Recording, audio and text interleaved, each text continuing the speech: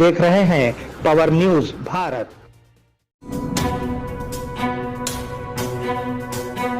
नाजरीन आदाब व इस्तकबाल, पावर न्यूज़ भारत से मैं आमिर जमाल।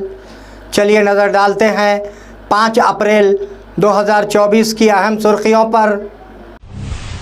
कांग्रेस के इंतखाबी मंशूर का इजरा, श्री सालम गौड़ कांग्रेस में शामिल, एक फ्रेम में 2 MP उम्मीदवार, गुरुकुला के तुलबा के लिए अच्छी खबर।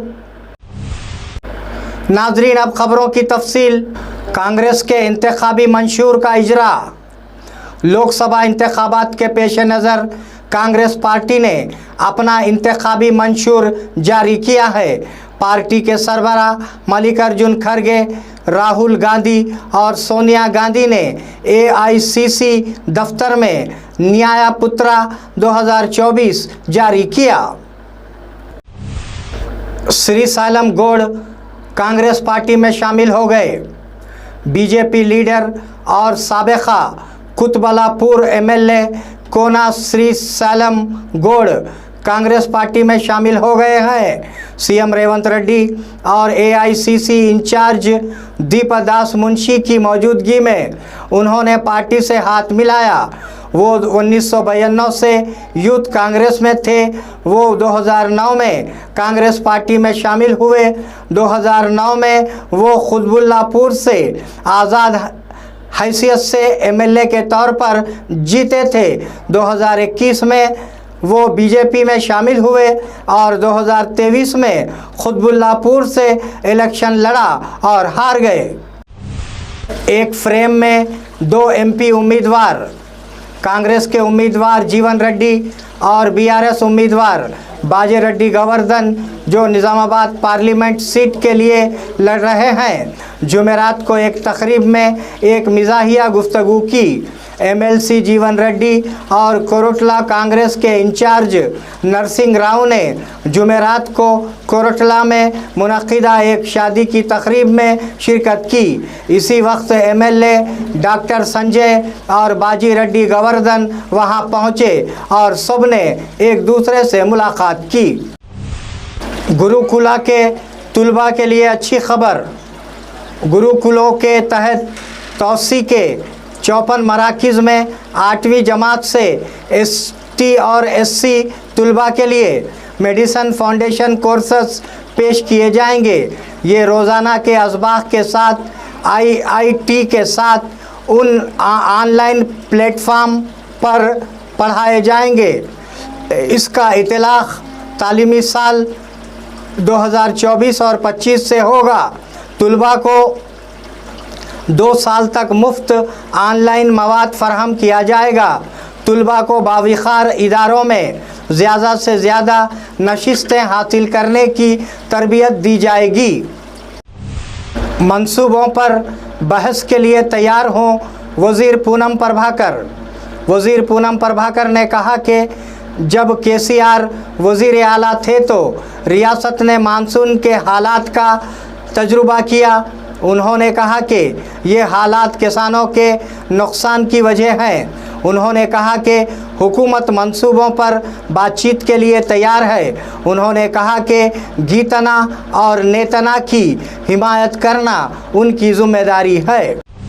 अल अनम हज व उम्रा टूर्स एंड ट्रैवल्स निज़ामाबाद व बोधन अल्लाह के मेहमानों के लिए हमारी खुसूसी पेशकश। हरम शरीफ से करीब बेहतरीन होटल में रिहाइश, इबादत और आमाल के लिए भरपूर मौक़े, मक्के मुकर्रमा और मदीने मुनव्वरा के तमाम मुक़द्दस मकामात की ज़ियारतें। फ़्लाइट्स हैदराबाद से होंगे।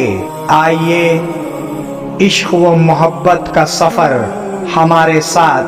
अल अनम हज व उम्रा सर्विसेस रब्त कायम करें। मोहम्मद इब्राहिम, फ़ोन नंबर 9951401415 के अलावा 8317593949 फलस्तीन पर भी रब्त कायम किया जा सकता है।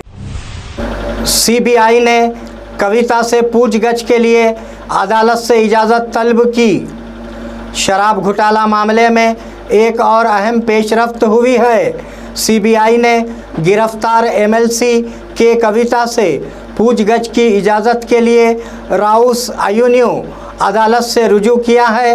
कहा जाता है कि इस मामले में मज़ीद तफसीलात हासिल करने के लिए उससे पूछगछ ज़रूरी है। सीबीआई ने कविता को पहले भी एक बार नोटिस जारी किया है। इसके बाद उसे ईडी ने गिरफ्तार कर लिया। कविता फ़िलहाल तिहाड़ जेल में रिमांड पर कैद है। किशन रेड्डी ने कांग्रेस के मंशूर पर तंज किया। बीजेपी तेलंगाना के सदर किशन रेड्डी ने कांग्रेस के ऐलान करदा मंशूर पर तंज किया। उन्होंने सवाल किया कि क्या कांग्रेस ज़मानतों को नाफिज करने के लिए अपनी पार्टी दफातर में रकम छापेगी। अगर कांग्रेस पार्टी में हिम्मत है तो वो असम्बली इंतखाबात के दौरान तेलंगाना में किए गए वादों को अमली जामा पहनाए। केसीआर ने खुश्क फसल के खेतों का मुआयना किया। करीमनगर के मुश्तरका दौरे के एक हिस्से के तौर पर साबिक़ा सीएम केसीआर ने मोगामपुर में सूखे खेतों का मुआयना किया। उन्होंने मुकामी किसानों से बातचीत की, उनसे पीने का पानी का मसला पूछा गया। उन्होंने कहा कि बीआरएस चावल देने वालों के साथ खड़ा रहेगा। बाद में वो फसलों के खेतों का मुआयना करने बोयनपल्ली गए। उसके बाद वो मध्या मुनीरो प्रोजेक्ट का दौरा करेंगे। जिन लोगों ने 2 लाख रुपए का कर्ज माफ़ किया है वो कांग्रेस को वोट दें। हरीश राव। साबिक़ा वज़ीर हरीश राव ने कहा कि असम्बली इंतखाबात में कांग्रेस के वादों को वोट देने वाले लोगों को धोखा दिया गया। कहा जाता है कि हुकूमत के 4 माह के अंदर ही कई उथल पथल हुई है। कांग्रेस लीडरों ने कहा कि वो किसानों के 2 लाख रुपये माफ़ करेंगे।